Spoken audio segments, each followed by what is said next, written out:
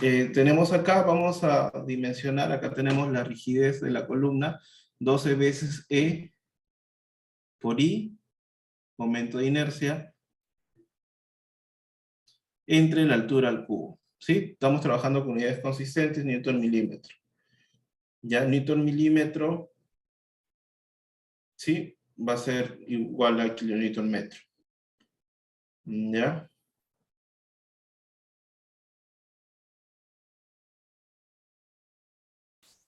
Acá está 1 entre 12 por la base, que es 4 por la altura, 500.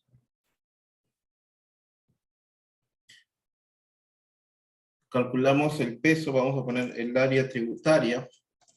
La área tributaria. Vamos a trabajar con 15 metros cuadrados, ustedes pueden calcularlo. Entonces, el peso, vamos a trabajar con peso 10 kilonewton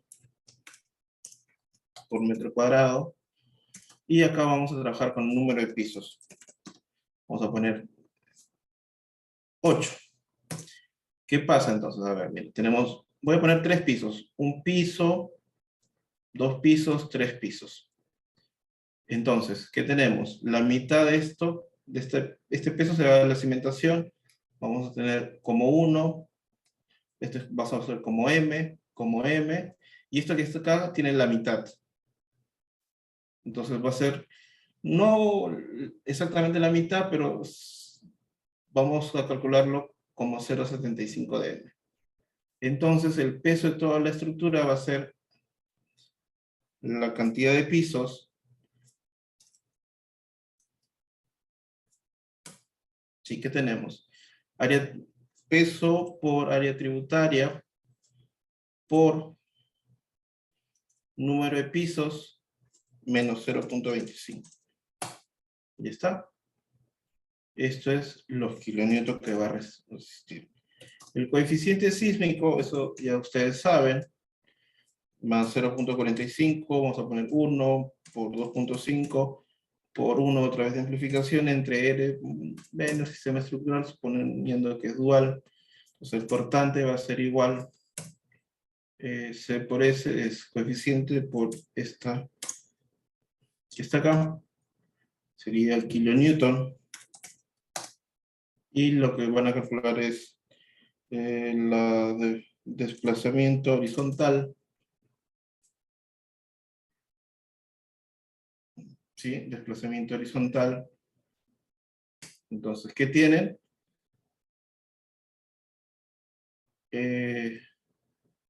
Esto entre este valor por 0,75 por R, que es 7, ¿sí?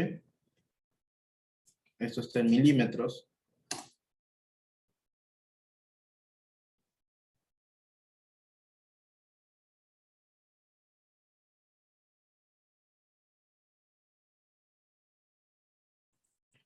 Y drift, esto entre la altura. Sobrado, como ven.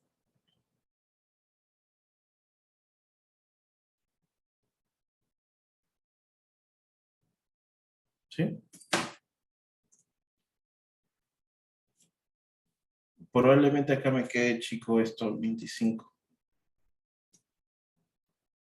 Perdón, 10, esto es 30.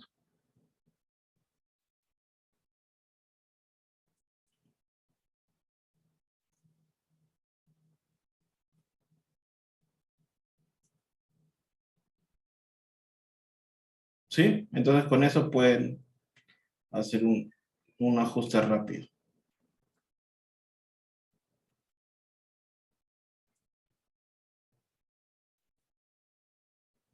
A ver, ustedes tienen, imagínense un bloque. Esto que sea 7, 7, 6, 6. Entonces tienen acá esta columna, columna, columna, columna. Acá tienen 6 por 7, ¿no? 6 por 7, ¿cuánto es? 42.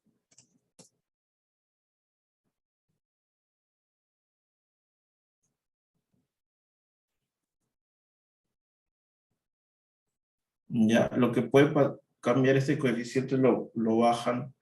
Acuérdense que siempre va a haber esa rigidez es cuando es de esta forma. Entonces, 12 EI entre H al cubo. Cuando tienen giro, cuando tienen rotación diferente de 0, es 3 EI entre H al cubo. Vamos a tomar un valor medio. 12 más 3, 15, entre 2, 7.5. ¿Ya? Entonces con eso ya tienen su condición de frontera.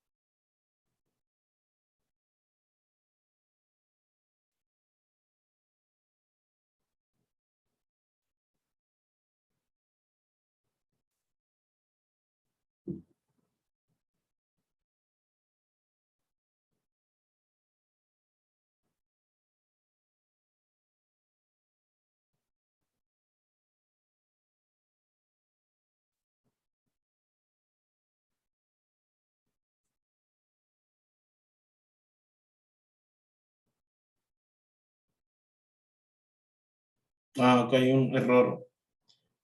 Esto está en kilonewton. Acá hay que multiplicarlo por 1000. Por eso me parecía extraño. Sí, entonces miren, una columna, no, me queda muy grande.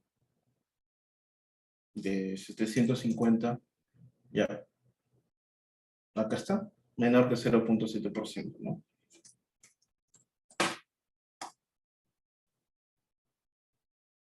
Sí, chicos, creo que hasta ahí está todo claro. Es pura aritmética. No.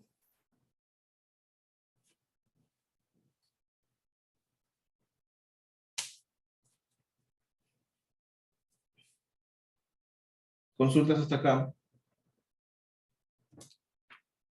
Ah, doctor, una pregunta. Y eso se hace, digamos, en la columna del primer nivel, ¿no? Sí, sí. Y Ahora, se podría y aplicar. arriba igual, ¿no? Lo que podrías bajar es un poquito, lo que bajas es el fierro. Y luego ya en el diseño pules la dimensión de la columna en los pisos superiores. Ya, buena pregunta. Y esto me lleva a comentarles lo siguiente. Acuérdense que cuando nosotros diseñamos, ya les dije, tenemos el edificio y tenemos la cortante en la base. La cortante primer piso, cortante en el segundo piso, cortante en el tercer piso. Entonces, esa cortante, imagínense que ¿sí? Es cortante en la base, que sea típica, que es el mismo piso, entonces va a tener toda la misma resistencia. Imagínense, tienen la misma resistencia. Resistencia, ya, esta es resistencia. Pero ustedes saben que la demanda va a ser diferente. Si hacemos un gráfico, vamos a tener lo siguiente.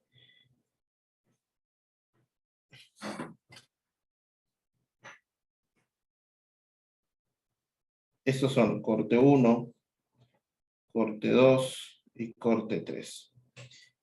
Y si nosotros comparamos, todas las resistencias van a ser el mismo valor. Corte, ¿sí? Hasta ahí no hay problema, ¿cierto? Estamos bien. Pero nosotros siempre decimos que vamos a diseñar, va a haber una probabilidad de que la demanda sea excedida en una ventana de tiempo, en una exposición del 10%. Entonces, ¿qué pasa si la demanda es excedida? Se supone que se va a superar este valor, entonces vamos a tener lo siguiente.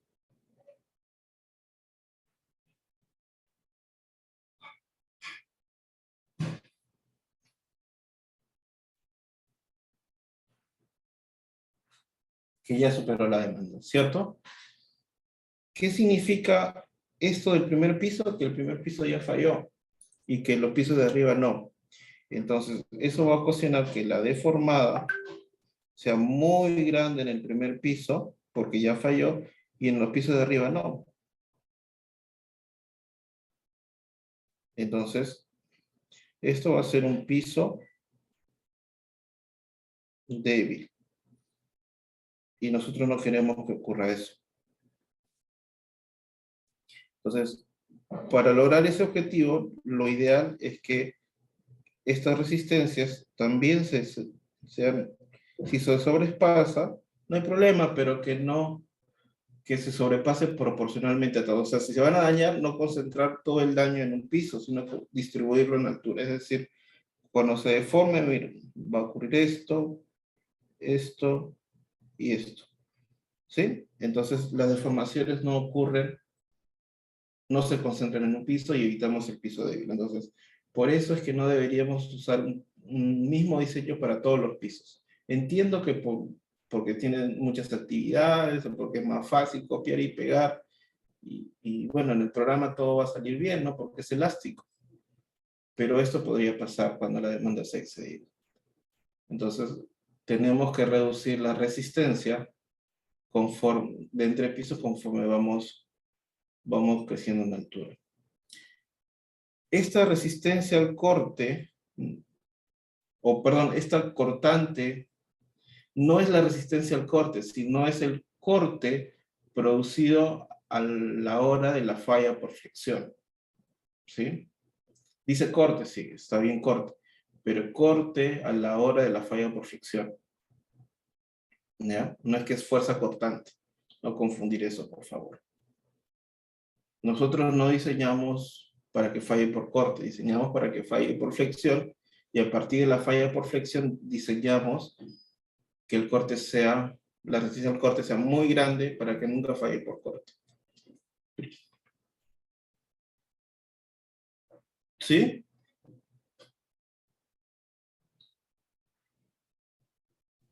Doctor, una consulta.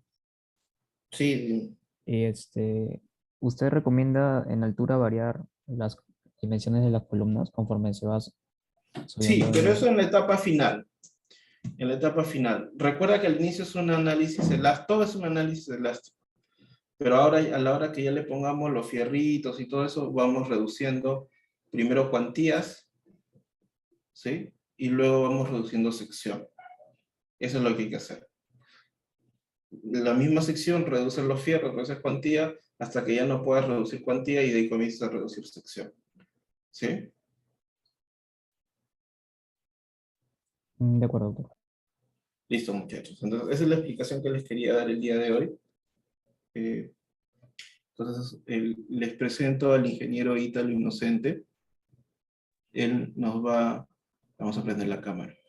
¿Qué tal? Ah, El ingeniero Ítalo Inocente nos va a ayudar con el curso. Él es un trome en programación, especialmente en Python, Fortran, Linux y una serie de cosas.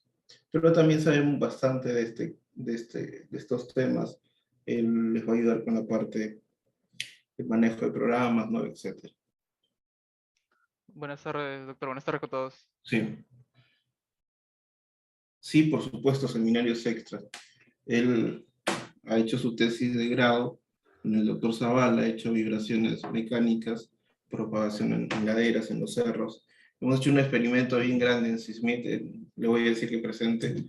Y en el posgrado está terminando la tesis de maestría conmigo haciendo análisis de riesgo sísmico en líneas vitales, ¿no? ¿Qué pasa cuando se rompen las tuberías de agua, de desagüe? Son temas bien interesantes, así que esa es la línea de investigación de Ítalo. También ha sido alumno mío en este curso. ¿Hace cuántos años? El 2017, doc. 2017, hoy ya 5 años. Sí. Sí. ¿No? Entonces, de repente en un futuro alguno de ustedes va a hacer tesis conmigo y también le va a serruchar el piso a Ítalo. Entonces, bienvenidos. Ya, los dejo con Ítalo. Yo voy a estar acá escuchando cualquier consulta. Ya les he dejado la práctica, Ítalo. Ok. Sí, me la van a entregar ¿Cuándo hemos quedado? Lunes a la medianoche, ¿no? Sí, lunes a la medianoche. Entonces, Ahora van a desarrollar la práctica, Doc, y cualquier consulta les escribo. sí, me gustaría que desarrollen la práctica ellos, Ujú. pero también, chicos, Ítalo les puede ayudar a lo que les he enseñado a usar el Vue Wave. Me gustaría que enseñes las librerías de Python para ir. Sí, Ya. tenemos 2 horas, quizás menos. Entonces, 1 hora. Ustedes díganme, pues, muchachos, ¿con qué comienzan? ¿Con Python o con la práctica?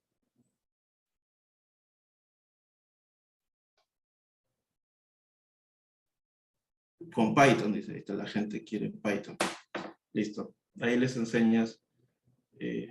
No sé si que usen el Collaborative o que instalen. Al Colab. Con Colab sería Ya, más fácil. ya. Listo. Entonces, yo voy a estar por acá y los dejo. Y ahí te los dejo. Ok, Gracias. doctor. Listo.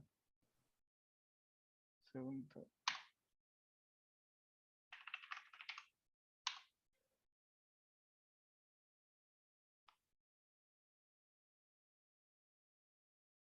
Mm,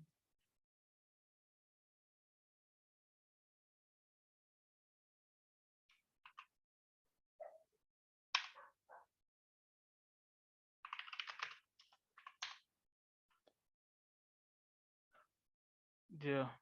Buenas tardes con todos. Bueno, quisiera saber primero qué tanto nivel de Python tienen para no explicar algunas cosas quizás tan detalladamente y explicarlo ya algo más avanzado, se podría decir. No sé, del 1 al 10 si pueden escribir cuánto conocen el tema en programación Python principalmente, ¿no? O algún otro lenguaje.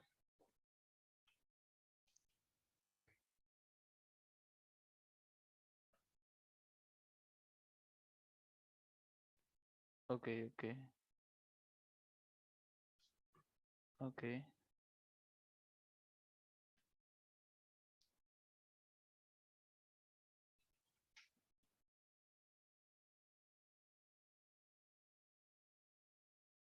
Ya. A ver, segundo.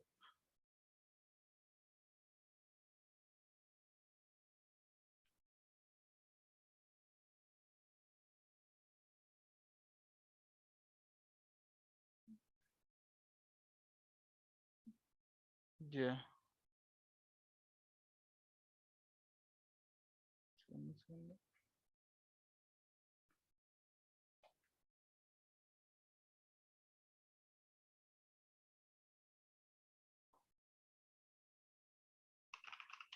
¿Alguno ha usado antes Google Color?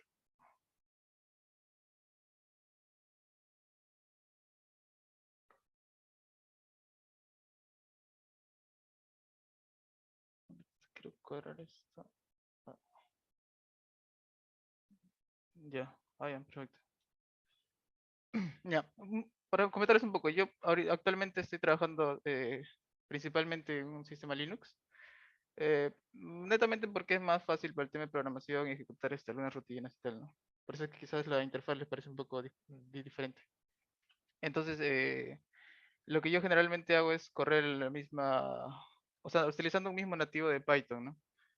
Las ventajas son que tal vez para hacer ejecuciones masivas de varios códigos funciona.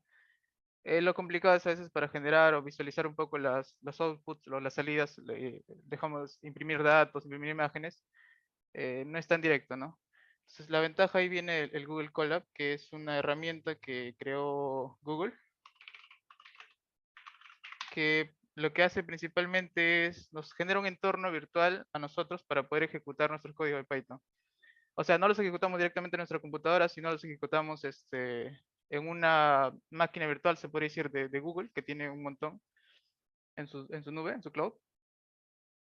Y nos prestan, digamos, cierta parte de ese equipo para poder ahí nosotros ejecutar nuestro código. Entonces, la ventaja es que no utilizamos recursos de nuestra computadora. A veces es un poco más rápido también, no saturamos con procesos en nuestra computadora y toda la memoria, toda la información se guarda ahí, ¿no? Y siempre nos podemos conectar a eso siempre que tengamos internet, ¿no? Que es con lo que trabajo. Entonces, si buscan en Google Colab, la primera opción les va a salir, ¿no? Si no me equivoco, la primera vez que ingresan tienen que activar esta opción para que les aparezca ya en la parte de las utilidades de Google, esa opción, ¿no? A ver, para mostrarles un poco.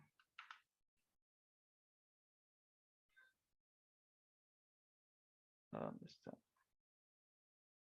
Ya.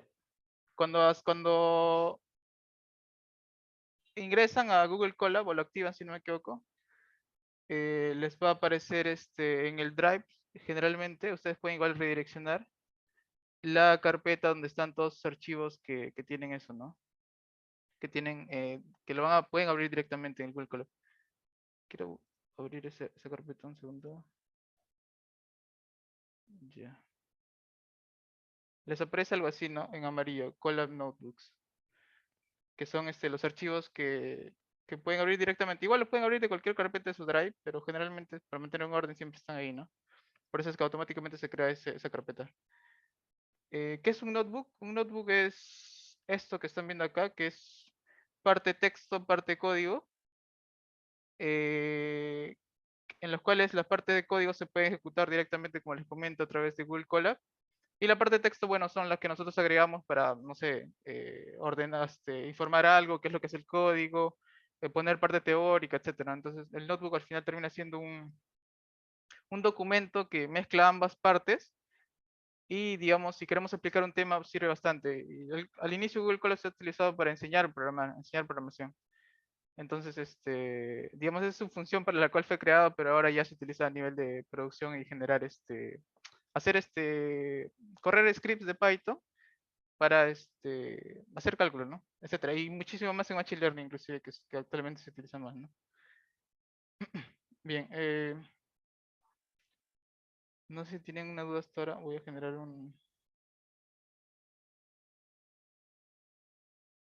notebook.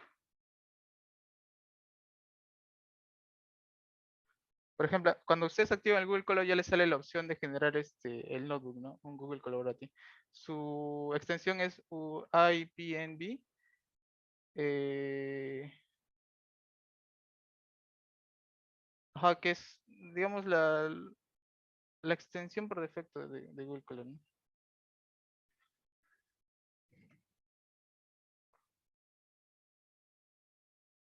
Bien.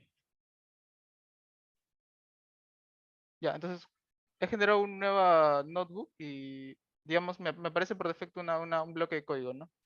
Entonces, si se dan cuenta acá, les aparece la opción de Connect. Y lo que va a hacer es, cuando le damos ahí o cuando ejecutamos el primer bloque de código, lo que va a hacer es lo que les comenté, que se conecta a una máquina virtual de Google. Y si se dan cuenta, acá le aparece la opción de RAM y disco, ¿no? Que es la RAM que nos están prestando y el disco que nos están prestando. Son 100 GB de disco duro, suficiente creo yo para cosas básicas.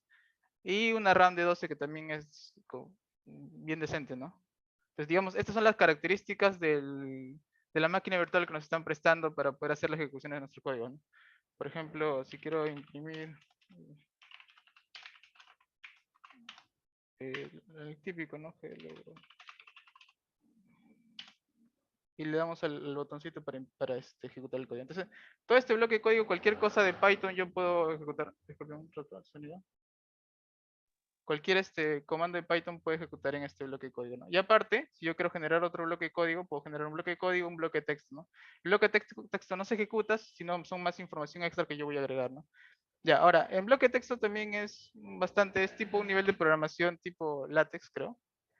En local por código se van generando ciertas imágenes, eh, títulos, subtítulos, etc. Creo que tengo un ejemplo por acá, un segundo.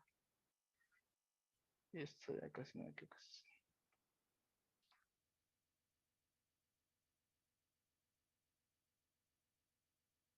Ujú. Ya, por ejemplo, este bloque de código aparece así visualmente, pero en sí dentro es como un lenguaje de programación por etiquetado, ¿no? Que se etiquetan los links, las imágenes que va a jalar, etcétera, ¿no? Bueno, este URL de imagen es muy larga, pero algo así funciona el bloque de texto. Entonces, si alguna vez quieren hacer un trabajo para presentar o algo, queda bien porque les da bastantes opciones para poder generar, digamos, una presentación muy visualmente agradable, ¿no? Aparte de que ustedes tienen su bloque de código que van a ejecutar pedazos de código, por ejemplo, este matplotlib, para que me genere esta imagen de acá, ¿no? Bien, puedo también saber la versión de Python que está utilizando con este código, que es Python guion version. Este notebook es antiguo, en ese momento utilizaba 3.6.9, creo que ya está utilizando el 3.7. Ajá, ahora está utilizando la versión 3.7, 3.3. Python ahorita está en su versión 3.9 o 3.10 si no me equivoco, pero este notebook está utilizando versiones de Python de 3.7. Otra ventaja del Google Colab es que ya tiene muchísimas de las librerías típicas para que se utilizan, por ejemplo, Pandas, NumPy, ya están cargadas. Y es más, está muchísimas librerías que se utilizan para Machine Learning, porque como les comento, principalmente eso fue creado para eso, ¿no? Entonces, no tenemos que instalar librerías ni nada por el estilo porque ya están. Está el Matplotlib, que es un paquete que nos permite generar imágenes, etc. Y eso principalmente, sí, en grandes rasgos, lo que es Google, cuál es la ventaja que tiene, ¿no? Antes de pasar a ya tema netamente de Python. Al final, por ejemplo, esto yo lo puedo ejecutar en mi computador, generando ese script, por ejemplo, algo que no sea tan horrible. Un segundo, ya. Algo, importando las librerías, ejecutando, generando imágenes, ¿no? Es similar. La ventaja de Google Colab es que, como les comento, utiliza otro computador externo y además las imágenes me las genera directamente acá, ¿no? Para verlas. Entonces es una buen aporte. Hasta este momento no sé si tienen alguna duda, si están siguiéndome o han probado, han tenido problemas en abrir el Google Colab, las personas que no han tenido experiencia antes con esto, ¿no? A ver, lo escriben ahí o lo comentan, lo hablan si pueden. Ya. Ya, esto de acá fue curso Bensys, creo, sí. Ya, si no me equivoco.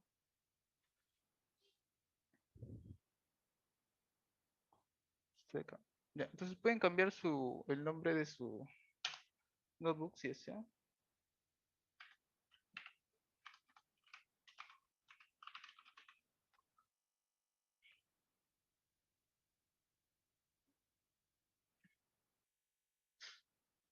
Ya, a ver, ¿cómo hacemos esto? Algo así rápido.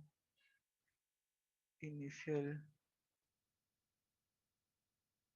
Un segundo.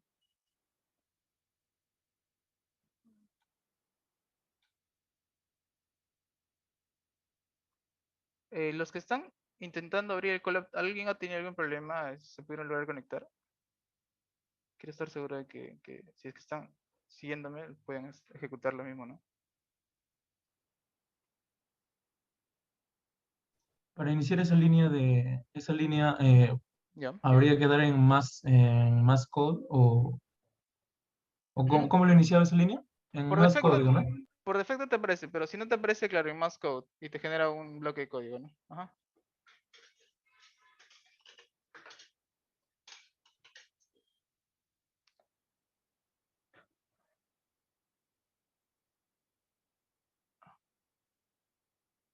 Ya.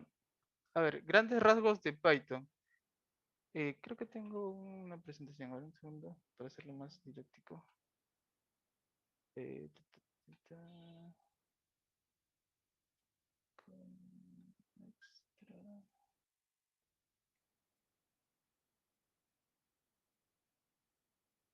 Acá está. Ya, es un taller de Fortran, no sé por qué, pero lo principal es el tema de programación para explicarles un poquito. Ya. Ya, existen, no sé si saben, si no me equivoco, todavía siguen enseñando, bueno, están enseñando lenguaje C++ en la facultad, ¿cierto? Ustedes han llevado C++ en programación. ¿C o C++? Que varía un poquito. C++, perfecto, bacán. Ya. Sí. Ujú. Ya yo también llevé C++. Creo que es tercer o cuarto ciclo. Ya, aparte de C++, Python, Fortran, hay muchísimos lenguajes de programación, hay cientos, la verdad, me imagino que se han dado cuenta. Y les voy a compartir este link. Déjenme ver si está funcionando todavía. Que es, por ejemplo, el clásico Hello World que siempre se enseña al inicio. Lo pueden ver, está eso en diferentes lenguajes de programación. Si no me equivoco, está en todos los existentes actualmente. Entonces, si revisan ese link, pueden ver la diferente sintaxis. Sintaxis se refiere a cómo se escribe, cómo se llaman los comandos. Sintaxis de programación que existen, ¿no? Para cada lenguaje de programación es diferente. Hay lenguajes de programación que tienen muy similar. Por ejemplo, C se parece a C++. De ahí JavaScript se parece mucho a Python, etcétera, ¿no? Pero todo comenzó con lenguajes muchísimo más difíciles de entender, ¿no? Que eran el lenguaje ensamblador, que, bueno, el lenguaje ensamblador es algo que la computadora en sí procesa, que es algo como esto, este por ejemplo es el Hello World en el lenguaje ensamblador, pero al final siempre los lenguajes de programación que nosotros usamos, que son más amigables, por ejemplo, para imprimir en Python es un print, ¿no? Que se entiende, es rápido de entender. Al final eso la computadora no entiende ese print, sino el intérprete, que se llama, digamos, el programita que instalamos, el Python que nosotros instalamos se llama intérprete, o compilador en caso de otros programas. Lo que hace es traduce lo que nosotros estamos escribiendo en ese TXT, digamos, y lo transforma en lenguaje ensamblador que ya la computadora entiende, ¿no? Entonces, ese tipo de lenguaje ensamblador se llama lenguajes de bajo nivel. Y los lenguajes de alto nivel son los lenguajes que nosotros podemos entender más directamente, ¿no? Por ejemplo, Python, etcétera. Ya, el primer lenguaje de alto nivel que existió fue Fortran, es parte de historia nada más. Y para explicarles un poquito la diferencia entre lenguajes compilados e interpretados, por ejemplo, interpretado es Python y compilado es Fortran. La ventaja del lenguaje interpretado es que yo tengo mi script, por ejemplo, este código de acá que yo tengo, yo les puedo pasar a ustedes este mismo archivo y ustedes si tienen las librerías que requiere, los pueden correr tranquilamente, ¿no? Puedo pasar el mismo documento y ejecutan y tienen el mismo resultado, se podría decir. A diferencia del lenguaje compilado es que hay un proceso intermedio que es el de compilar, que ustedes se acuerdan en C++, porque C++ es un lenguaje compilado. Teníamos el código, compilamos un archivo intermedio y un ejecutable, y ese ejecutable cuando le dábamos clic o le hacíamos la ejecución, recién hacía el proceso que nosotros habíamos programado. Ahora, la ventaja del interpretado es que es más fácil de compartir, la ventaja del compilado es que a veces hacemos código que queremos que esté, o sea, no queremos pasarle el código fuente a otra persona, solo queremos pasarle el ejecutable, entonces el compilado nos ayuda. Hay opciones para que los interpretados puedan hacer algo similar, es que como crear un ejecutable, pero digamos no es su función principal, ¿no? ¿Qué más? Bueno, esto de multiplataforma intérprete, bueno, no es necesario explicar. La ventaja de los lenguajes compilados es que son muchísimo más rápidos que los lenguajes interpretados. Por eso es que a veces en Sysmith, por ejemplo, para programación pesada de ciertas cosas que vamos a hacer, que hemos hecho, utilizamos Fortran. Para cosas, por ejemplo, generar imágenes o mostrar resultados, usamos Python, ¿no? Entonces, depende del uso que queramos hacer, es el lenguaje que vamos a utilizar, ¿no? Por ejemplo, si hacemos un código en Fortran y un código en Python, que hacen lo mismo, exactamente lo mismo, por ejemplo, no sé, calcular un espectro de respuesta, que se yo. Cuando lo ejecutan, el lenguaje de Fortran es muchísimo más rápido. ¿Por qué? Porque el lenguaje compilado es más rápido. Entonces, sabiendo esto, lo que hacen las librerías, no sé si sabían que la mayoría de librerías que nosotros utilizamos, por ejemplo, NumPy, Pandas, o quienes hayan visto antes Python y han escuchado, están programadas en C generalmente o en Fortran. A ver, mira, para que me crean. Bueno, si ya lo sabían, bacán, si no. Esto debe estar en... Acá. Acá está. Por ejemplo, este es el código fuente de NumPy. Y si vamos a buscar, bueno, este está acá. Y si vemos acá, hay parte que está en C++, parte que está en C, no gran parte. La parte de azul de Python es la que nosotros vemos, la que nosotros usamos. Pero la parte que hace en sí la ejecución de ciertas funciones que nosotros usamos está en C. ¿Por qué? Porque como les comento es más rápido. ¿Me entienden? Entonces, pues nosotros al final lo que usamos de estas librerías de NumPy, Pandas es solo una máscara que por dentro está ejecutando este código en C. Pero nosotros no lo sabemos. ¿Y por qué? Porque es más rápido, como les comento. Entonces, esa es la ventaja del lenguaje compilado, ¿no? Entonces, Que me hayan enseñado C++ y ahora la mayoría utilice Python no es malo tampoco. Sabemos un lenguaje compilado que es muy potente. El C++ se utiliza para muchísimas cosas. Bien, bueno, esto ya es Fortran, que no, no es necesario que lo explique. Bueno, existen varios compiladores, igualito que existen compiladores para C, existen compiladores perdón, para Fortran existen compiladores para C++. Si no me equivoco, bueno, a mí me enseñaron el C++ con este dev C++. No sé si ustedes han hecho lo mismo. ¿O con qué han llevado C++? Ahí escriben, por favor. Ya, perfecto. Ya, ese dev C++ es un IDE, que es una interfaz de desarrollo. Esto creo que lo tengo por acá para explicarles un poco. Ya. Ya. Un IDE lo que es un editor de, por ejemplo, Visual Studio Code, que es esto que yo uso acá, es solo un editor de texto. O sea, es solo abrir archivos, escribirlos. Pero para compilarlo, por ejemplo, yo tengo que ejecutar el comando, ¿no? Python 3 y el código y el script, ¿no? Y esto, por ejemplo, Python.py, y lo ejecuto. Ya. Pero esto ya es externo, porque tengo que instalarme el Python para poder ejecutar lo que yo he escrito, porque es solo un intérprete nada más. ¿Ya? Lo que es un IDE, que justo es el dev C++, que el Visual Studio, ajá, también es otro IDE, no es el Visual Studio Code, es solo un intérprete. Lo que hacen es, tienen aparte de una interfaz para escribir código, que es esto, también tienen el mismo compilador o intérprete instalado. Entonces viene todo un paquete, ¿no? Por eso es que a veces cuando corríamos en el dev C++, nos estoy dando cuenta, a veces no veíamos esa parte intermedia que era compilar y luego ejecutar, sino lo hacía todo en conjunto porque ya estaba todo integrado. Entonces tiene sus ventajas, sí es más sencillo, más rápido usar. La desventaja que yo creo que tiene es que cuando nos acostumbramos a eso y queremos cambiar de entorno de desarrollo o de compilador o de lenguaje o de intérprete que usemos, se nos va a complicar. Entonces, por ejemplo, yo lo que hago es tratar de usar lo más nativo posible para poder luego ejecutar en diferentes plataformas, ¿no? De manera más rápida. No tengo que cambiar, instalar todo el programa otra vez, etc.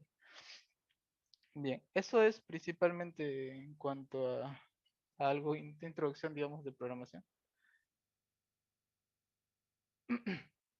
No sé si tienen alguna consulta, duda.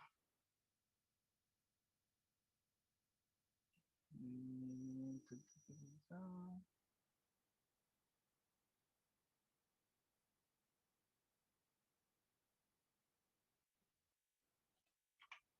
Segundo.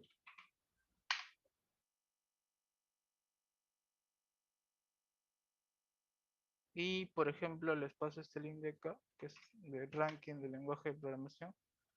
Si se dan cuenta, bueno, Python actualmente es el que está siendo más usado, pero si se dan cuenta lo que hemos aprendido en la universidad, que C++ no está muy, muy lejos, ¿no?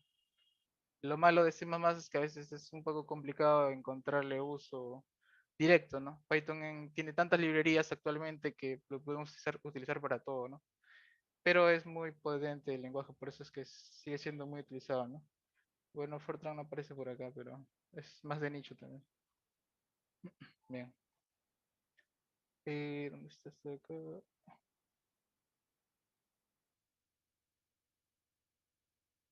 Esto no es. Esto de acá, ¿qué es?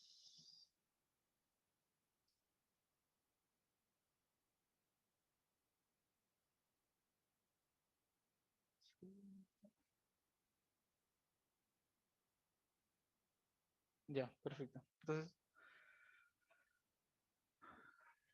vamos a entrar a ver algo básico. Bueno, como varios comentaron que no habían visto poco de Python, tal vez una introducción rápida. Bien. Y ahora, eh, otra ventaja de Python es que es un lenguaje flexible, se podría decir. No es, hay un término en programación que es estrictamente tipificado, que lo que significa en sí es que cuando nosotros definimos una variable, se acordarán de C++, cuando definían una variable como entero, como real, dentro del código no podían cambiarlo de forma, ¿no? Siempre iba a ser, al inicio lo definía como entero, siempre iba a ser entero, si lo definía como real, siempre iba a ser real. Como si lo definía como una cadena de caracteres, siempre iba a ser una cadena de caracteres, ¿no? Y siempre tenía que definir las variables al inicio. ¿Habían formas para no tener que definir? Exacto, tipado dinámico, perfecto, esa era la palabra. En cambio, Python, la ventaja es que tiene eso, ¿no? De que yo puedo definir una variable, por ejemplo, a igual, perdón, a igual a 1, lo corro, y posteriormente puedo definir acá mismo, a igual a un string, ¿no? Por ejemplo, hola. Y normal, o sea, no hay problema con eso. Y no tengo que estar definiendo al inicio que A va a ser un entero, que va a existir una variable que se llame A, para que se cree en la memoria esa variable, ese espacio, y se pueda guardar la variable ahí, ¿no? Puede en cualquier momento generar variables, y ya Python se encarga internamente de guardarla en la memoria, definir si es entero, etcétera, según lo que yo le asigne en ese momento, ¿no?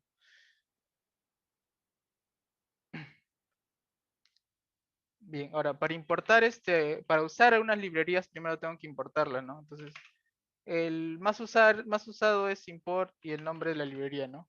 Entonces, con esto ya puedo utilizar la librería. Como les comenté, en este Colab ya está instalado muchísimas librerías típicamente usadas, que son, por ejemplo, hay un montón, que son NumPy, Pandas. A ver, para poner la lista de librerías, creo que es esta de acá.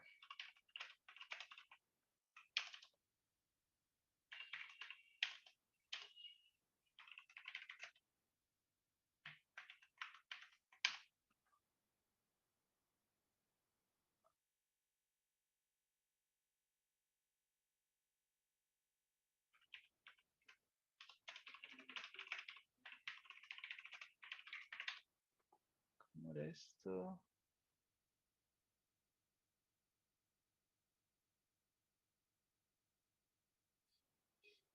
Ya, supuestamente es esta de acá.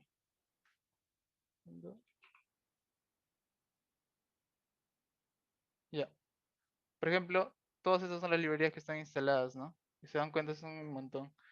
Y están como les digo, las típicas que usamos, ¿no? NumPy, por acá debe estar Pandas, por ahí debe estar el Matplotlib también, etcétera, ¿no? Entonces, mm, es raro que vayan a tener que instalar un paquete aquí. Pero si quieren instalar un nuevo paquete que no esté dentro del Colab, lo que pueden hacer es voy a cerrar esto, un pip install. Install, por ejemplo, ya pongamos OpenSysPy, que sé que no está acá. Ya. Y va a buscar la librería y lo va a instalar, ¿no? Entonces ya podemos utilizarlo. La desventaja es que siempre tenemos que instalar cada vez que abramos otra vez el Google Colab, ¿no? O bueno, este notebook al menos. Porque si son temporales las instalaciones extra que nosotros hagamos. Bien. Entonces, como les comentaba, para primero usar la librería tenemos que importarla. Y hay una opción de poder importar y asignarle un nombre, que es lo típico que se utiliza, ¿no? Por ejemplo, import numpy y como np, ¿no? Que es un diminutivo. Entonces, cada vez que yo quiero usar NumPy ya lo tengo que definir como NP nada más. Por ejemplo, X es igual a np.apps. De ahí, si quieren saber qué funciones tiene NumPy o qué funciones tiene algunas librerías conocidas, buscar en Google, ¿no? Es la única opción. O generalmente tienen su documentación o su página de documentación. Por ejemplo, esta de acá es la de NumPy. Entonces acá si van a los manuales o el último, al de la versión que estén usando, les va a aparecer, digamos, todas las funciones que tiene y van buscando. O también lo pueden buscar en internet, ¿no? Por ejemplo, cómo hacer valor absoluto con NumPy. Les aparece bastante ayuda, ¿no? En varias páginas. Por ejemplo, este es valor absoluto, si no me equivoco, y lo imprimo, ¿no? Entonces debería botarme 3. Ahí está. Entonces, digamos que no es que la librería se llame NP, sino que yo le he asignado ese subnombre, se podría decir, ese alias a la librería NumPy, ¿no? Del mismo modo puedo importar pandas, por ejemplo, como pd, ¿no? Y listo. Ya está, ya lo puedo utilizar. Entonces, NumPy es una, a ver, quizás me estoy equivocando el término correcto, pero es una librería que tiene muchas opciones numéricas, funciones numéricas, ajá, que son bien, al menos para nivel de ciencia, ingeniería, son muy utilizados. Entonces es una librería que se ha vuelto muy conocida, famosa y actualmente, ¿no? Porque se utiliza para casi todo. Pandas trabaja ya con data frames. Data frames son como tablas que tienen información dentro, ¿no? Por ejemplo, como una tabla de Excel, algo así. Y el Pandas mismo internamente ya tiene, digamos, varias funciones en las cuales procesa esa tabla, ¿no? Similar a lo que hacemos en Excel, por ejemplo, para filtrar, para eliminar filas que tengan, que cumplan cierta característica, por ejemplo. Pandas hace todo eso y lo hace de manera rápida, ¿no? Entonces también es por eso una librería, otra librería muy utilizadas. Ahora, aparte de Pandas, hay otro que es GeoPandas, que es un Pandas, pero con propiedades de geolocalización, latitud, longitud, por ejemplo. Entonces, sirve para hacer procesamiento de archivos de SIG, de GIS, perdón, archivos GIS. Similar a lo que hace, por ejemplo, ArcGIS o QGIS, ¿no? Que son ya perfecto. Por ejemplo, para mostrarles un ejemplo más, yo lo que estoy desarrollando en mi tesis de maestría, por ejemplo, yo utilizo el GeoPandas para procesar esa información, para poder generar imágenes, por ejemplo, como estos. ¿Dónde está? Acá está.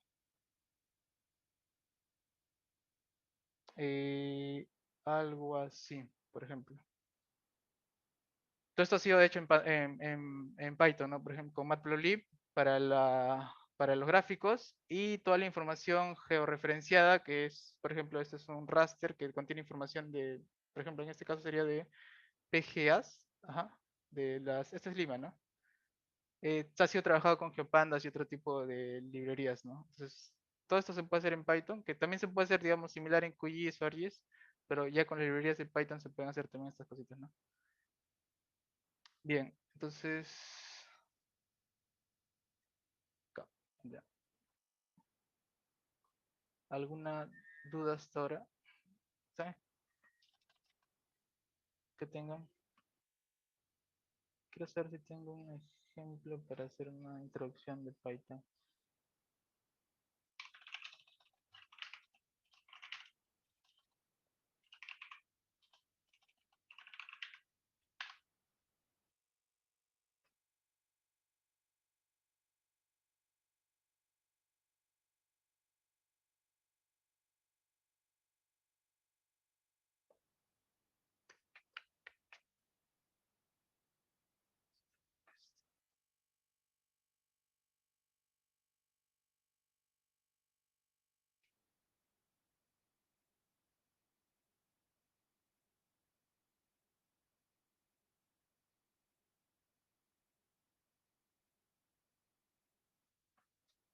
¿Dónde está?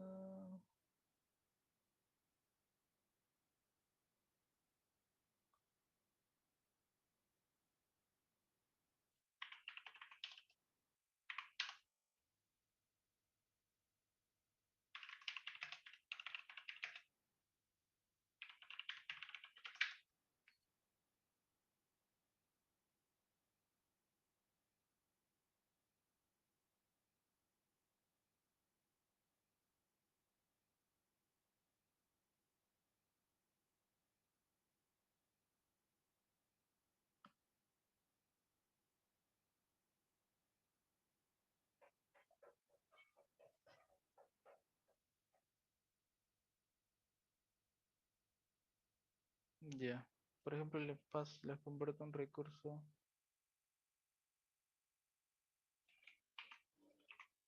Ya.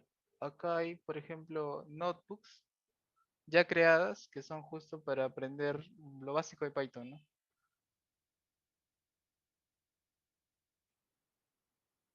Está ordenado, ¿no? Y los que comenté. Hay bloques de código, bloques de texto que explican un poco lo que se está haciendo, ¿no? Entonces, Colab, que en sí se basa en lo que es Jupyter, que es justo esta integración entre Python y bloques de texto, que es lo que genera el notebook al final. Utiliza ese es Jupyter. Colab utiliza esa base de Jupyter para generar esa plataforma, ¿no? que estamos viendo. Entonces, fue desarrollada principalmente justo para lo que le comento, que es generar, o sea, enseñar a programar. Entonces, los notebooks son muy buenos para eso. Entonces, les he pasado ahí unas referencias para que puedan ver estos notebooks.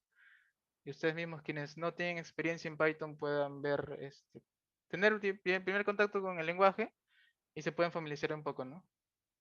Todo lo que pueden hacer, por ejemplo, en este caso, ¿qué es lo que hace cuando sumo dos strings, ¿no? Que al final los junta, es concatena, que es lo que en C++ era justo el concat, creo. Duplicar strings, etcétera, son todas las funciones, ¿no? Ok, unos errores, ¿por qué será? Ah, ok. No puedo sumar, por ejemplo, variables que sean de diferente tipo, ¿no? No puedo sumar un string con un entero, en este caso. Y, por ejemplo, si somos dos enteros, los va a sumar, los va a reconocer como enteros, los va a sumar como enteros, en este caso que votaría 9. Pero si somos dos strings, son strings, ¿no? No son enteros, son caracteres, perdón, los va a juntar, ¿no? Justo por el hecho de ser caracteres. Las comparaciones entre los reales también nos botan un valor booleano que se le conoce que es o verdadero o falso, ¿no?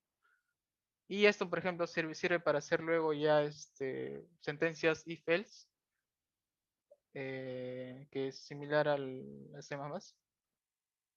Y, por ejemplo, puedo aplicar negaciones a valores booleanos, ¿no? Por ejemplo, si es true, puedo colocar un not que al final sería, en vez de true, sería false, ¿no?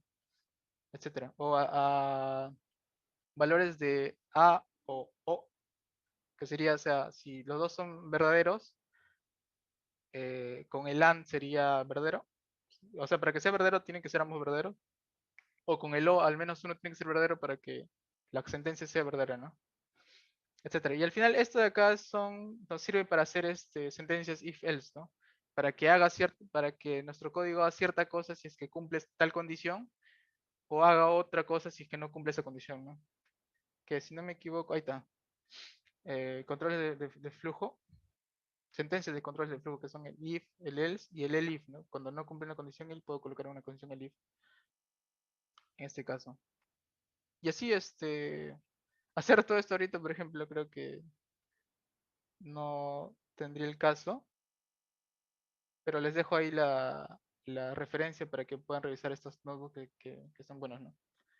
No sé si tienen alguna consulta puntual de algo que quieran saber o que no hayan entendido. Ítalo, ¿podrías enseñarle a que grafiquen, por ejemplo? Ah, con el Matplotlib Doc. Sí, de repente que grafiquen Ya. Sí. y los librerías de espectro, de Fourier, esas cosas. Ah, ya, doctor. Sí. Perdón. Sí, o el Pandas también para que manejen base de datos. Ok, doctor. Yo creo que para que ploteen, cuando hagamos tiempo historia, eso va a servir bastante, o las histérisis.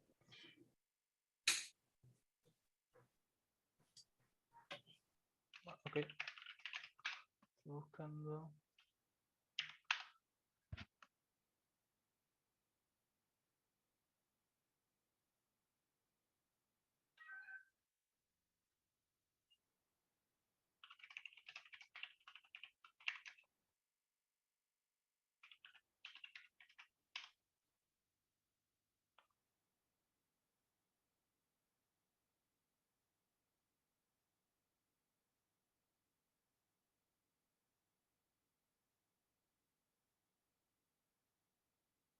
Ya. Y ya voy a cerrar estos.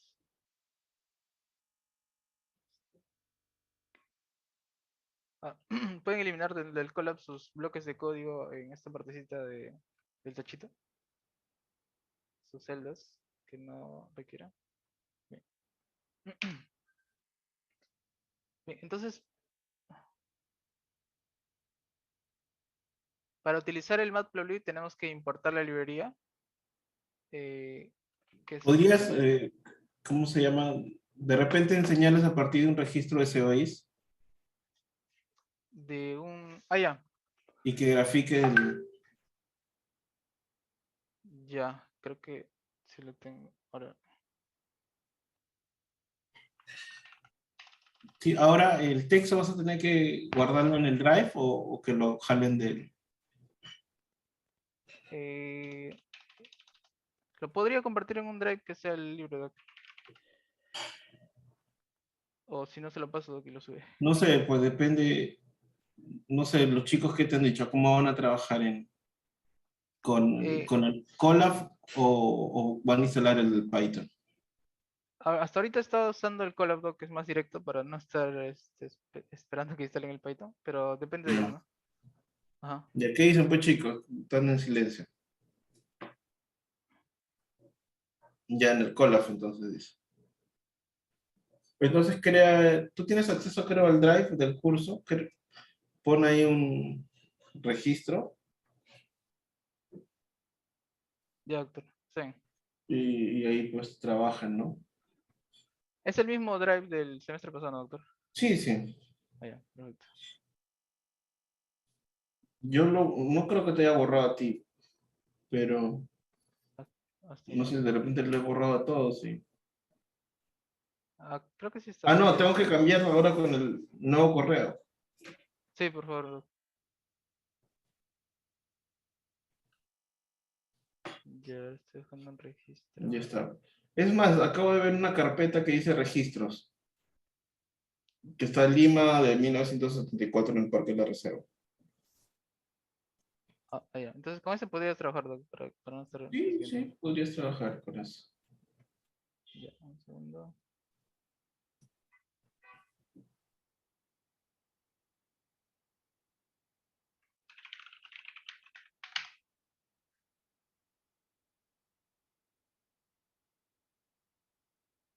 ¿Qué es?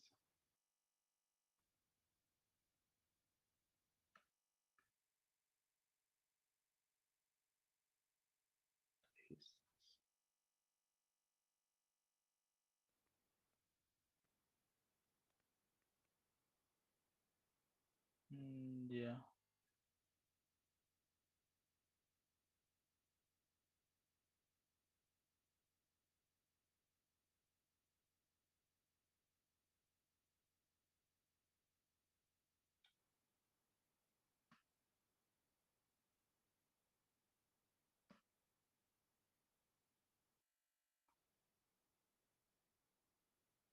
Ya, entonces dentro del Colab ustedes tienen esta parte de acá en la carpetita, que es el directorio donde almacena la información dentro de la máquina virtual que se les ha prestado, digamos, ¿no?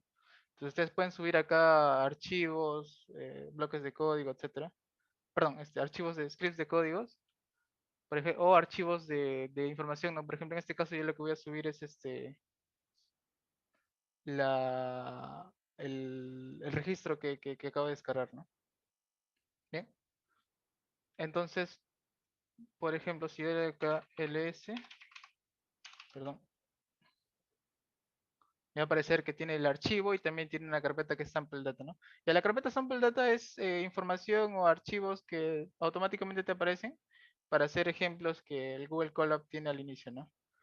Pero en este caso nosotros vamos a utilizar este archivo que es el TXT, ¿no? Si no me equivoco se puede abrir también y lo pueden visualizar acá, que es un registro de aceleración que está justo similar a los que se tienen actualmente en la página del COIS, ¿no? Aquí.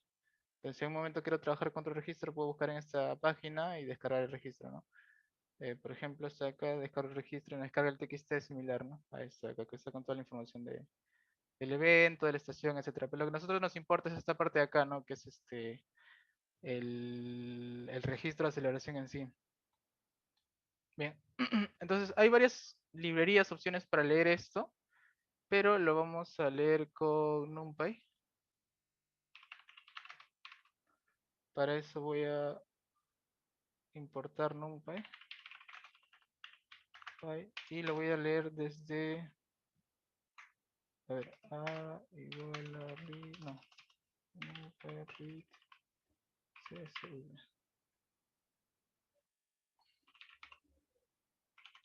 Mm,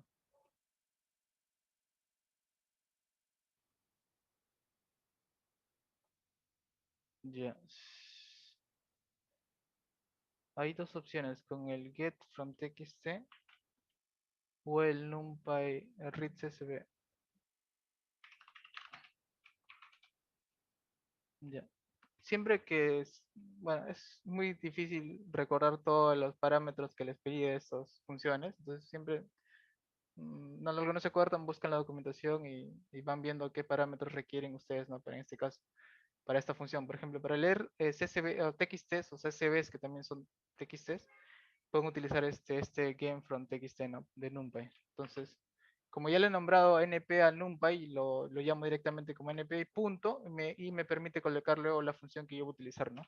Entonces, el primer parámetro de esta función es el nombre del archivo, que al ser un nombre, un string, lo tengo que poner entre comillas para que lo detecte como un nombre completo.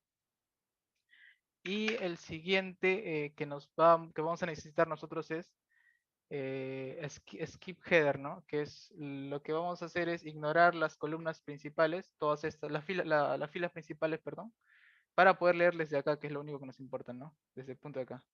Entonces, en este caso, lo que yo voy a hacer es skipear o ignorar las primeras 60 para poder leer desde aquí, ¿no? Bien. De ahí le puedo poner el espaciamiento, pero en este caso, si no me equivoco, al de hacer espacio, lo que los divide, el delimitador, perdón. Esto podría ser delimitado por comas, por ejemplo, todo el archivo tipo un CSV, entonces puedo colocar acá otro parámetro que es el valor de delimitación, ¿no? En este caso, al ser por espacios, si no me equivoco, no habría problemas. Y ya está, en teoría ya lo leyó. Entonces, para una buena opción para poder saber que lo ha leído bien es imprimir luego lo que nosotros estábamos leyendo, ¿no? Entonces, lo que hace esta línea es lee este archivo y lo está guardando en una variable A, ¿no? Entonces, lo que voy a hacer es imprimir esa variable A para saber que lo ha leído de forma correcta, ¿no? Bien, perfecto. Entonces, si se dan cuenta, general, estos puntos de acá significa que hay más datos, solo que está mostrando, digamos, un resumen de toda la información que nosotros tenemos, ¿no? Entonces, tenemos si se dan cuenta, ha leído estas 4 columnas. La primera que es de este tiempo, la segunda que es del registro de este, oeste, norte, sur y UD, ¿no? Entonces ya tengo, digamos, dentro de mi script, o sea, ya en la memoria ya tengo almacenado mi variable con toda esta información del texto que ya necesito, ¿no? Bien, entonces, teniendo esto, lo que vamos a hacer es, para ver si es que está el registro, vamos a graficarlo, ¿no? Entonces, para eso lo que voy a hacer es importar el matplotlib. Creo que ya está importado. Otra cosa, ustedes se dan cuenta, con los bloques de código les aparece un número, que es el número de ejecución. Entonces, si es que aparece este número, quiere decir que este bloque ya ha sido ejecutado previamente. Entonces, por ejemplo, si yo en el número 9 puedo utilizar algo que ya ejecuté en el número 2, ¿no? Porque es una secuencia de ejecución de manera continua. A menos que yo resetee todo para que todos los bloques sean como si no lo hubiéramos ejecutado hasta ahora, ¿no? Entonces, como ya le ejecuté esta parte del import matplotlib, ya lo puedo utilizar. Y vamos a graficar algo sencillo. A ver, lo tengo por acá.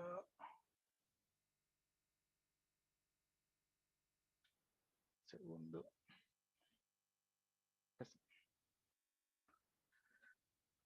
Ahora, para que en el Colab no nos tengamos problemas de mostrar las imágenes, siempre es bueno darle este bloque de código que es el matplotlib inline, que lo que significa es que todo lo que va a mostrar el matplotlib lo genere en los bloques de respuesta, ¿no? En estos outputs.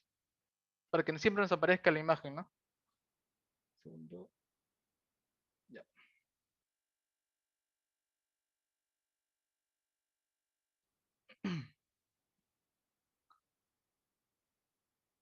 Bien, entonces ejecuta este bloque y ahora como ya tenemos importado el matplotlib ya lo podemos utilizar, ¿no? Ahora, aparte del matplotlib tenemos que importar esto de acá. Perdón. Esto lo voy a hacer junto, ¿ya? Ya, son estos dos. El PLT es el conjunto de funciones que me van a permitir generar el cuadro de imagen y poder imprimir dentro de ese cuadro de imagen ciertos gráficos, ¿no? Bien, entonces ahora lo voy a utilizar abajo. Lo primero, antes de generar esta imagen, tengo que generar la figura, o sea, el espacio de dibujo que va a utilizar Python, digamos, y es con este código. Ahora, este de acá tiene varios parámetros que puede ser, por ejemplo, las dimensiones del bloque. En este caso no le vamos a dar, pero sepan eso. Y cuando no les damos, los va a generar por defecto, ¿no? Luego vamos a generar el que imprima, digamos, un primer bloque. Y ahora, yo tengo acá esto se llama un array de NumPy, o sea, es un tipo, una matriz de valores de reales. Y yo voy a querer utilizar cierta parte, ¿no? Entonces,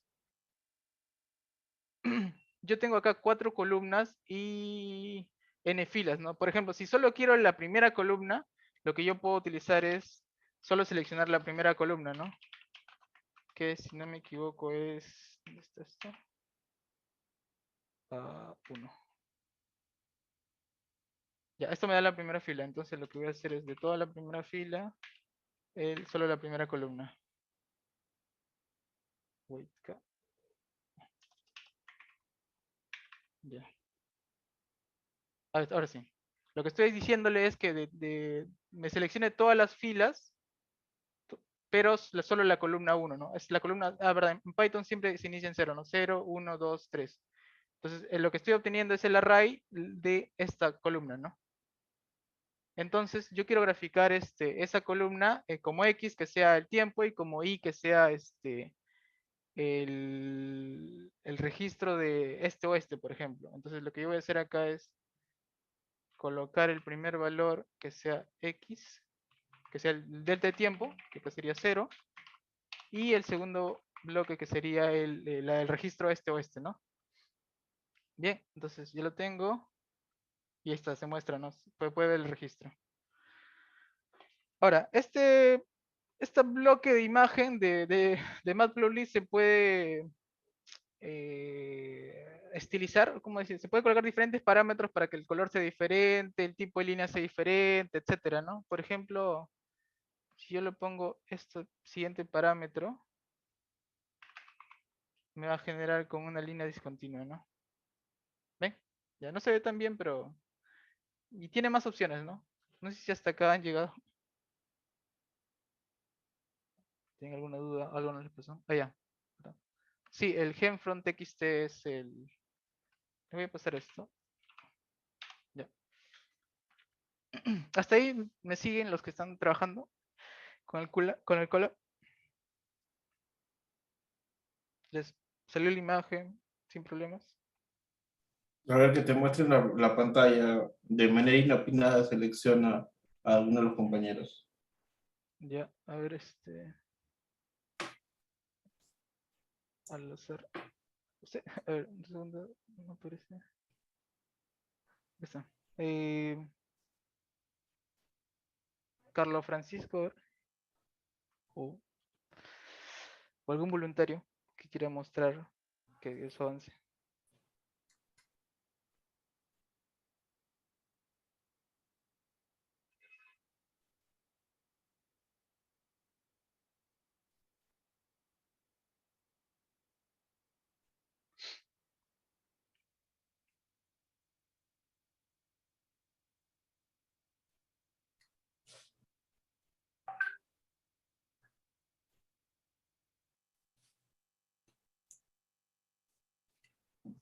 Pues muchachos, por favor, esto es totalmente voluntario, pero si no van a prestar atención o si no van a colaborar, creo que más está estos seminarios.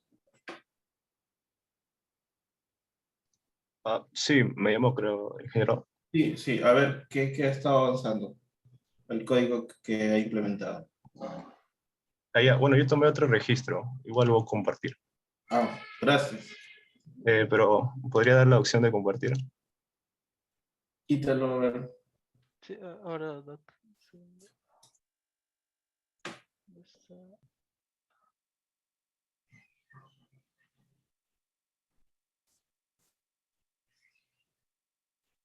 Ah,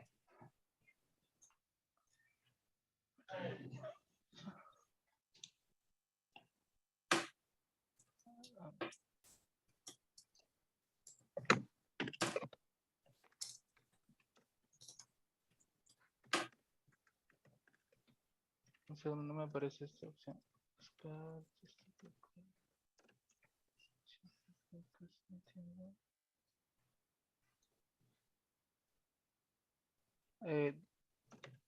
Lo que pasa es que se ha colgado, se ha quedado como compartiendo mi pantalla, Doc. Le doy hold un rato.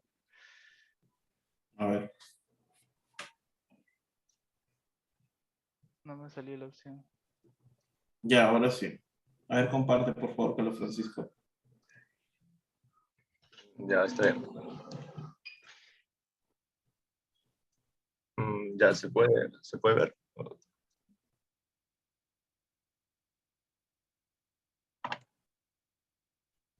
Sí, me confirman si se ve, por favor. Sí se ve, está bonito.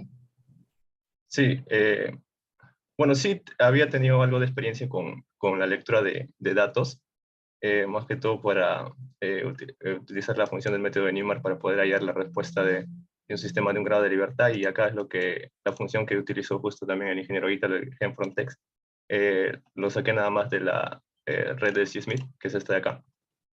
Ah, qué Era gusto, para- qué bueno, Carlos Francisco. Ajá. Que ya tiene... Y bueno, al final se imprime la respuesta, ¿no? ¿Con quién han aprendido? ¿Con los amigos de GADES? Sí, este curso, un curso que lo llevé con el JPI, con el ingeniero Julián. Sí. Sí, más que todo con ellos. Y bueno, ese sería el aporte, ¿no? Gracias, gracias. Interesante. ¿Alguien más, muchachos, que se anima a compartir?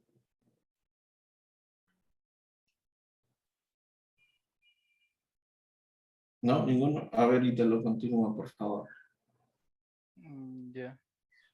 Sí, Doc.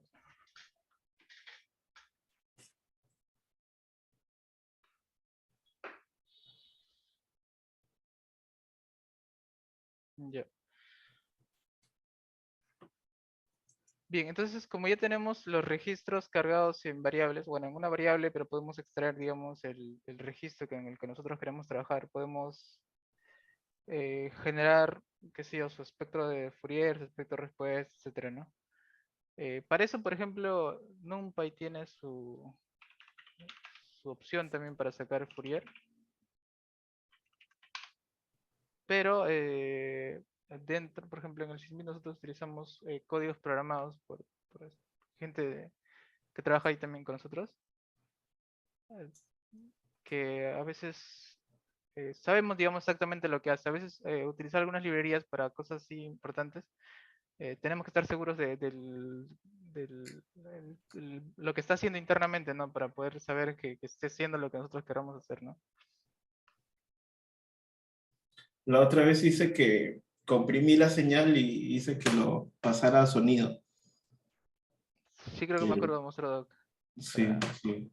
Se pueden hacer esas cosas también. Hay librerías.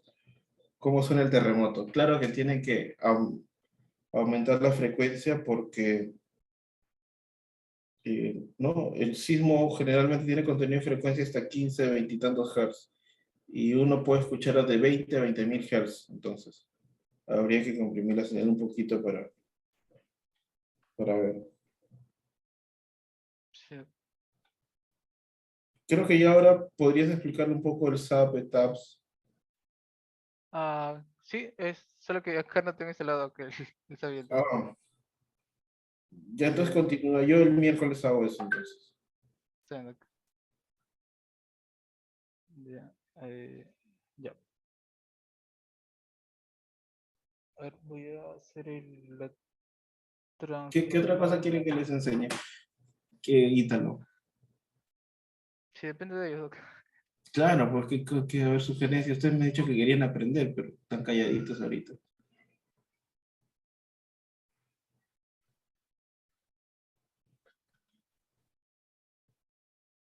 Nada, a ver, Humberto Rojas, ¿qué desea aprender? Ya que estamos en ese seminario.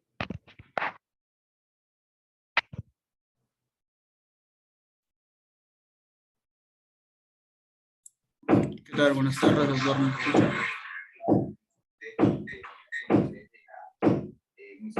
Buenas, ¿se escucha? Disculpe. Sí, te escucha. Ok. Disculpe, doctor, más bien porque no me pude presentar en las primeras horas. Tuve cruce con el laboratorio. Realmente quiero... Uy, ¿verdad? No pasó asistencia. Me has hecho acordar. Creo que podría explicar lo de Fourier, creo, porque también creo que es importante. Sí he visto, como bien dice, que hay otras librerías, pero también sería bonito ver los gráficos, creo, ¿no? Ya. ¿Alguna sugerencia más? No sé, a ver, Marco Morocho o Nicolás Villegas, usted es bien entusiasta.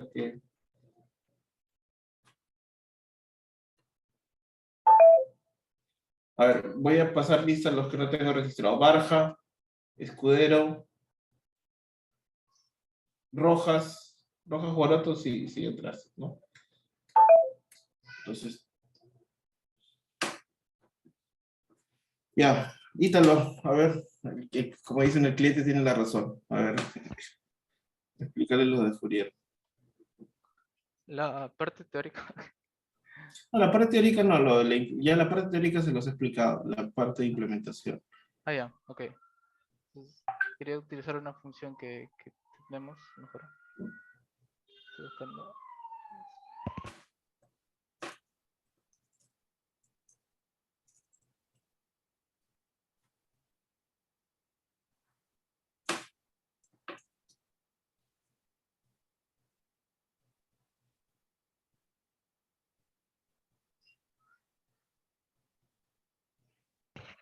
¿Qué librería usas para Fourier? ¿El NumPy?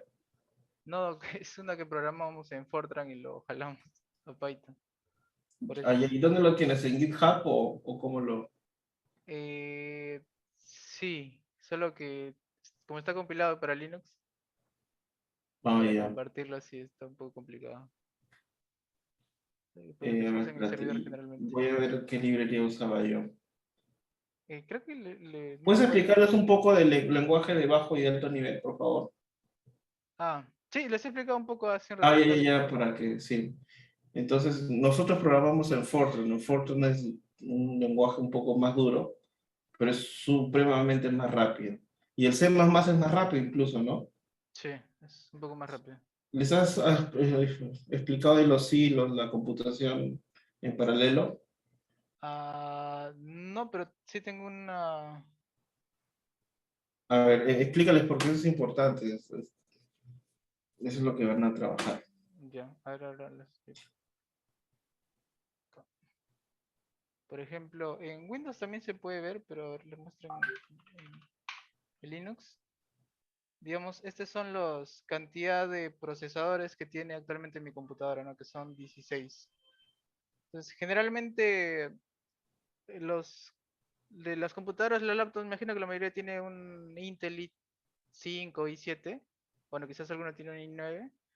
Bueno, entre la i3 y la i7 generalmente son 4 núcleos, pero cada núcleo tiene 2 hilos, ¿no? Que en sí son procesadores lógicos. Entonces al final yo tendría, por ejemplo, 8 procesadores. Bueno, una computadora, un laptop clásica, digamos, tendría 8 procesadores.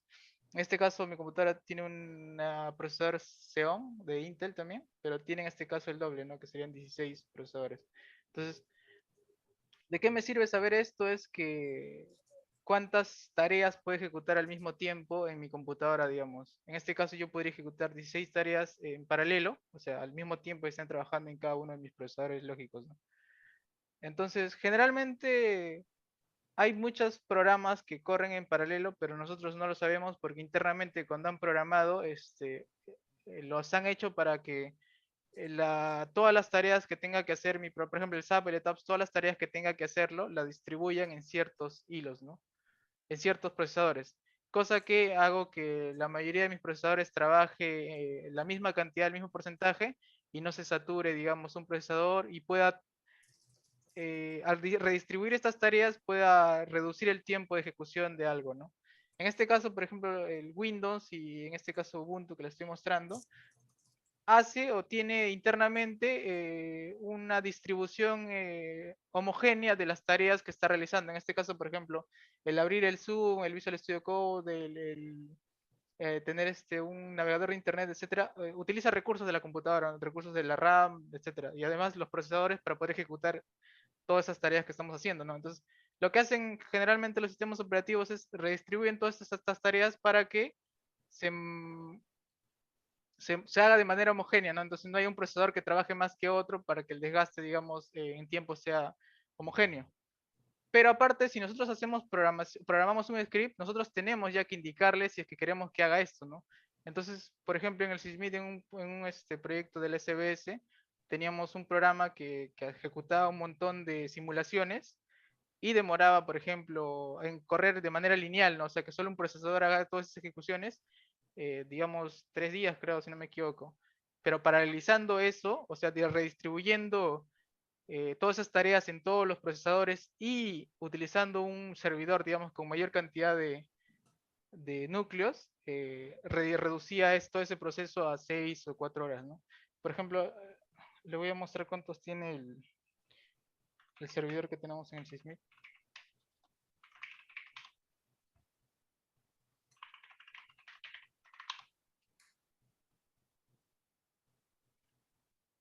Ya, por ejemplo, y en el servidor que tenemos en el SysMid, por ejemplo, tenemos 76 núcleos, o 66 procesadores.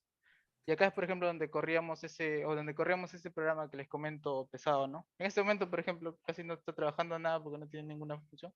Pero cuando ejecutamos ese programa, por ejemplo, todos los procesadores llegan a trabajar al 100%, ¿no? Entonces le sacamos, digamos, provecho a ese procesador potente que tenemos y reducimos el tiempo de ejecución de nuestro programa que en ese momento está programado en Fortran, ¿no?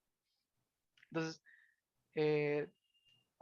Python generalmente solo utiliza un procesador al mismo tiempo, o sea, solo utiliza un procesador, perdón, pero nos tiene librerías, por ejemplo, el subproceso o M4Py, algo así, que lo que hace es, puede redistribuir esas tareas en todos los procesadores lógicos que tenemos. Entonces si tenemos un script que generalmente demoran poco tiempo, ¿no? Pero ahí cuando ya se metan quizás a trabajar en algo más pesado y programen algo que demore muchísimo más, porque tengan que hacer simulaciones, generar imágenes, un montón de imágenes, etcétera, ya les conviene el poder indicarle al script que las actividades las distribuyen todos los procesadores para que el tiempo de ejecución que ustedes tienen se reduzca, ¿no? Eso principalmente, digamos, es lo que nos ayuda a la programación en paralelo, ¿no? No sé si tienen alguna duda, consulta respecto a esto. Mira, acabo de encontrar préstame un ratito de la pantalla. Claro, Acabo de encontrar la otra vez que estaba dando clases. Esta librería uso. Acá hay una librería en el GitHub. Esta. claro, que clona ese repositorio. Sí, y hizo estas librerías SciPy SciPy. para el Fourier, ¿no? Y acá tengo el sonido, mira.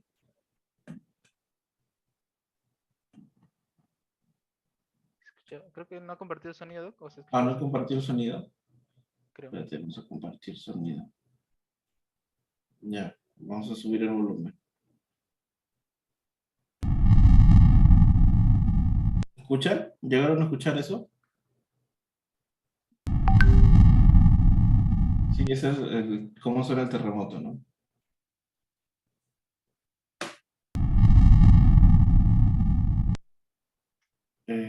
Con unas librerías bien chiquitas, mira, con todo esto nomás. Y, por ejemplo, ustedes pueden construir, acá tengo funciones y pueden hacer sus espectros, ¿no? SA, periodo, SD, SASD, SD para diferentes factores de amortiguamiento. Y este sí lo hemos programado así, tal cual. Pero lo que uso es el Pandas, que podría tranquilamente usar el NumPy, ¿no? Después que hay otro. Les voy a enseñar en su momento cómo se hace una histéresis y lo vamos a programar para que vean. Para esta histéresis. Acá está, ¿no? Una histéresis bilineal. Bilineal porque el otro es más complicado. Que es sencillo. Análisis dinámico no lineal.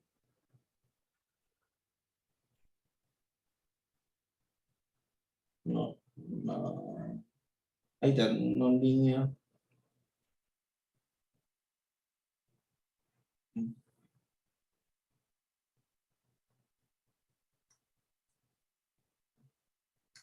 ¿no? Entonces, ¿cómo hacen la respuesta, no? No son muchas líneas de código, chiquititos. La mayoría, la más gruesa es para hacer los gráficos. Entonces, vamos a aprender, vamos a usar esto. Gracias.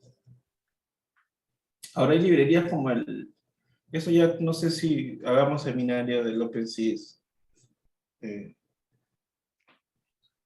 Ah, depende ¿Qué del dice? node, quizás algo más básico.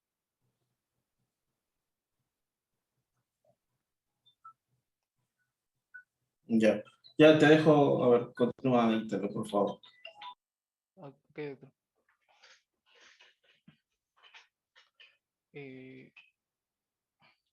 Sí, bueno, no sé si tienen alguna consulta. La idea es que participen más, ¿no? En este tipo de seminarios. Algo en específico que tal vez nosotros sepamos, vamos a enseñarles, si no, el doc tal vez. Mm,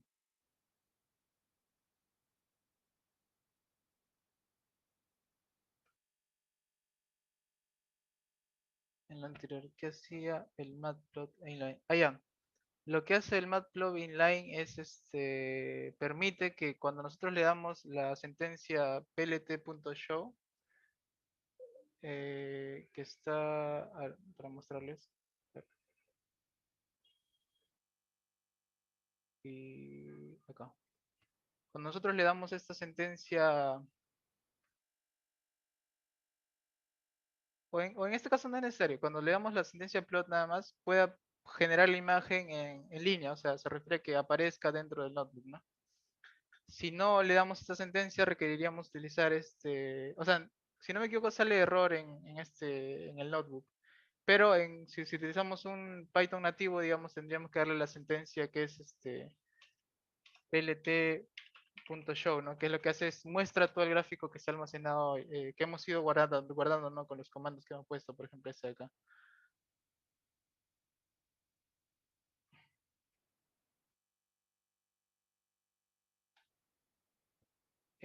Humberto, ¿sí tenías alguna duda? Sí, no, pero disculpa, doctor, una consulta. Cuando mostró el código del modelo de histéresis bilineal, eh, ¿qué otra condición aparte que el de la fuerza que se presente sea menor que el de fluencia porque creo que esa es la condición para uno elastoplástico perfecto, Sí, pero sí. para uno bilineal, ¿cuál sería la otra condición para? Hay varias condiciones para las reglas de histéresis. Si vemos eso ahorita, los puedo complicar un poco. Te pediría por favor que eso lo veamos cuando hagamos introducción al análisis no lineal, que va a ser las últimas 4 semanas. Sí, por Ok, favor. Y el miércoles hago la teórica, si te interesa, me haces acordar. ok, ¿Ya? doctor, listo. Ya, Gracias. ahí disculpa, no te puedo ayudar ahora en eso. Gracias.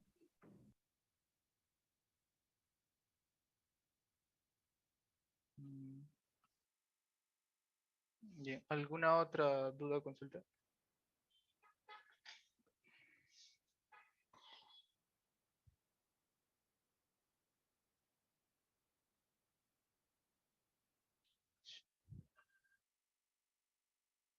Mm, ¿Qué más podría...?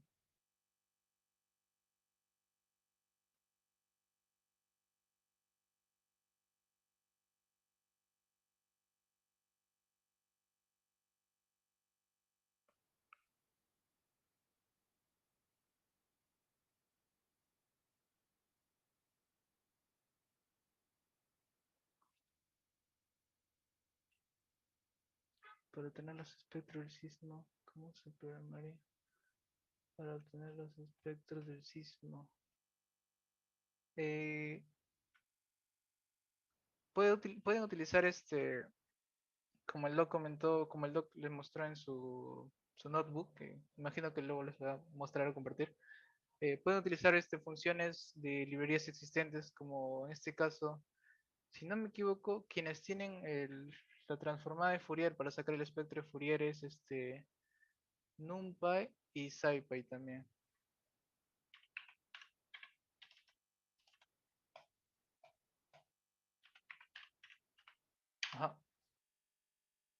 esto de acá. Pero para comentarles, por ejemplo, lo que nosotros hacemos en el Sysmit, porque en el Sysmit tenemos que generar todos esos imágenes, ¿no? A ver, para mostrarles, si no, todos esos aspectos de Fourier, aspectos de respuesta. Ya, eso está, un segundo.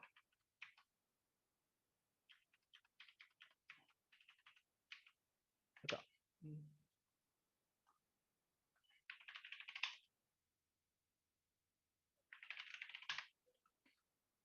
Ya. Y eso está aquí. No. Ya.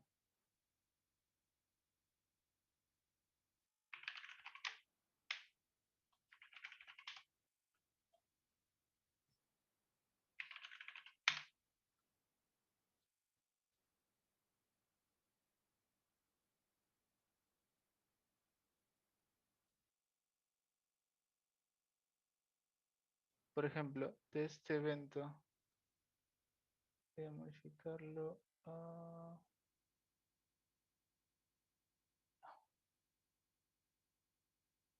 Ya, por ejemplo, nosotros en el COIS lo que publicamos es el registro sísmico, el espectro de Fourier y el espectro de respuesta, ¿no? Pero en este caso, por ejemplo, son pocas estaciones para ciertos eventos antiguos, pero para los eventos nuevos, vamos a la página, por ejemplo, del Sysmit. Aquí está. Para eventos nuevos, o por ejemplo los últimos eventos, ya son, ¿cuántos? 30 estaciones aproximadamente. Entonces tenemos que generar, procesar y generar las imágenes para cada uno de estos, ¿no? O sea, procesar primero, obtener la data y luego generar las imágenes, ¿no? Entonces, justo para eso nosotros hacemos algo que les comenté, ¿no? Que es paralelizar, o sea, cada estación se procesa en un procesador diferente. Y además, para hacer el espectro de Fourier y el espectro de respuesta, utilizamos funciones que hemos programado en Fortran, ¿no? Que está acá, por ejemplo. Aquí. Voy a quitar esto. Ya. Que está. Un segundo. Acá. Que es, por ejemplo, este de acá. Es un código que lo que hace es calcular el espectro de respuesta, ¿no? Que está en Fortran. Entonces, este código en Fortran lo utilizamos en Python, ¿no? A través de un API, se podría decir.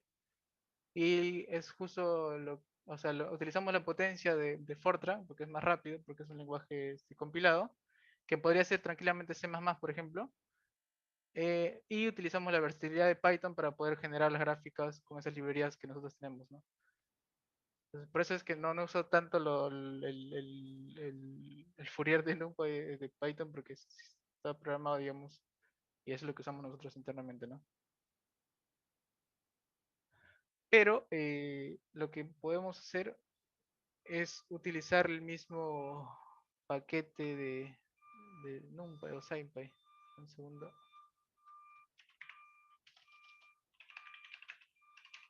No lo he usado antes, así que no estoy tan seguro cuál es la sentencia, pero ahorita lo buscamos.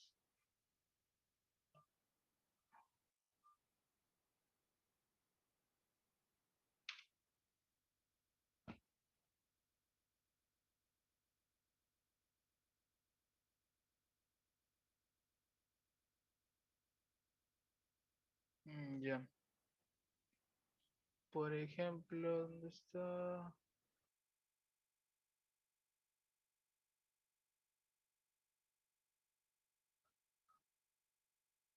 Ya, por ejemplo, para sacar la transformada de este de acá, de este registro que es de este oeste, lo puedo hacer como transformada de Fourier, una variable, guardarlo como punto.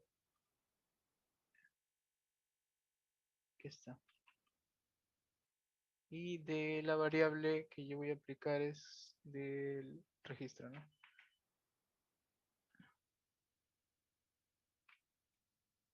Sí.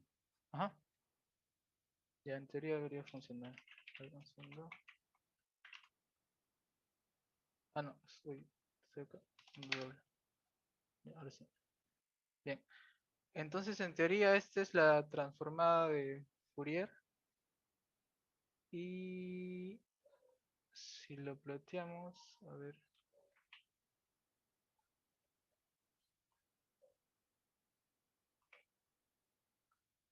Vamos a plotearlo.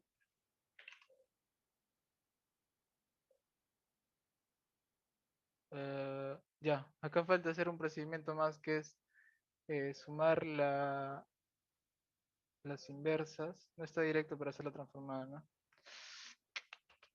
Ya, un segundo. Sacarlo de acá entonces. Ujú.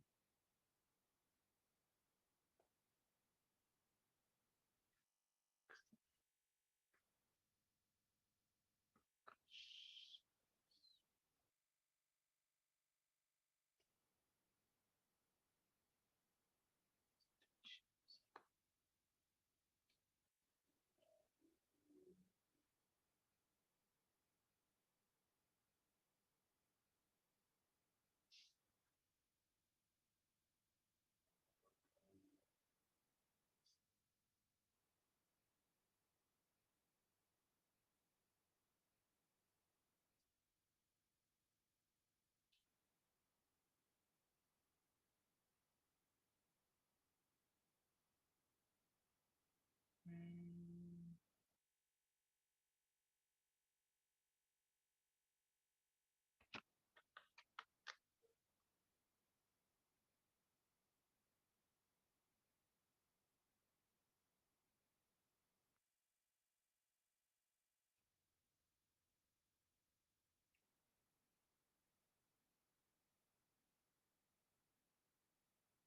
ya.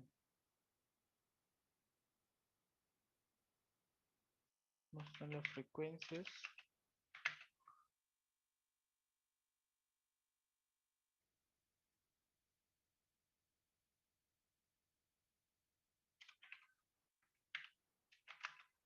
Ya. Las frecuencias que nosotros calculamos dependen del delta de tiempo, o sea, del intervalo de tiempo que en este caso sería 0.02, y también de la cantidad de datos que nosotros tengamos, ¿no? Imagino que en la parte teórica es el que ya les he comentado un poco. Entonces, lo que vamos a hacer es obtener la longitud de la cantidad de datos que nosotros tenemos, que sería con esta opción, con esa función que es len, que nos da la longitud de ese array. Y luego vamos a tener las frecuencias con esta función de NumPy, que es esta de acá, ¿no? Y el delta de t sería en este caso 0.2, ¿no? 0.2, perdón. Y vamos a imprimir las frecuencias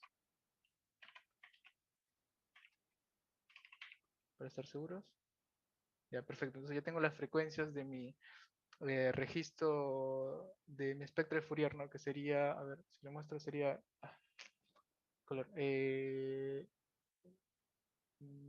aquí.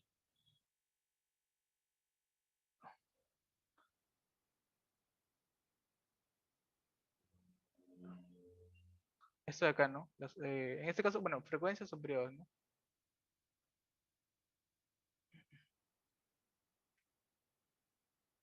Bien. Y para obtener el espectro de Fourier, lo que vamos a hacer es ft igual a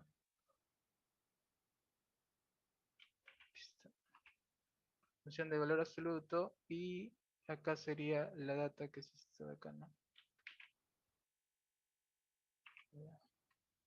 Entre la frecuencia que nosotros hemos calculado,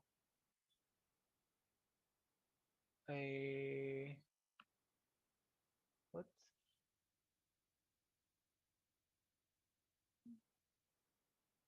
Ya, entre el delta de tiempo, ¿no?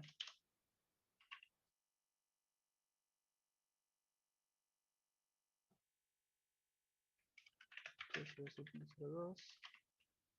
Vamos a utilizar variables. Ya.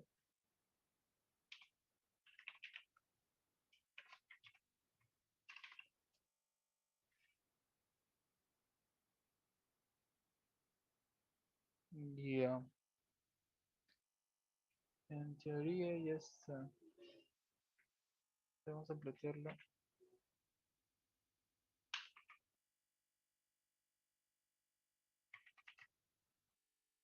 Acá serían las frecuencias. Bueno, puede ser periodo también, en este caso vamos a usar frecuencias.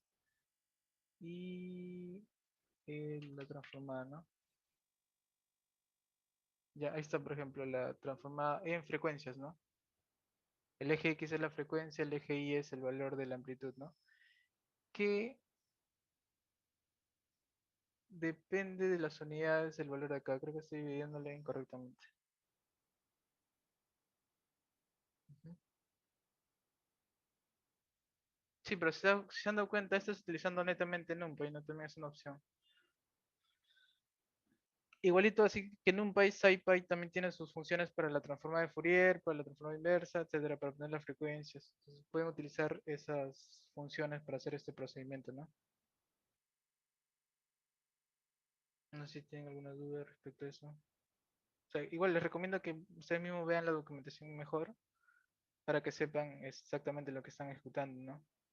O qué tipo de amplitud quieren, porque depende, ustedes pueden tener la amplitud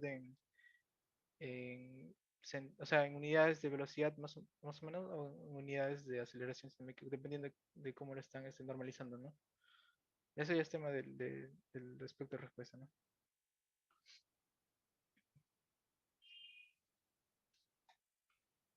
Bien, hasta ahora no sé si tienen alguna otra duda o nueva duda.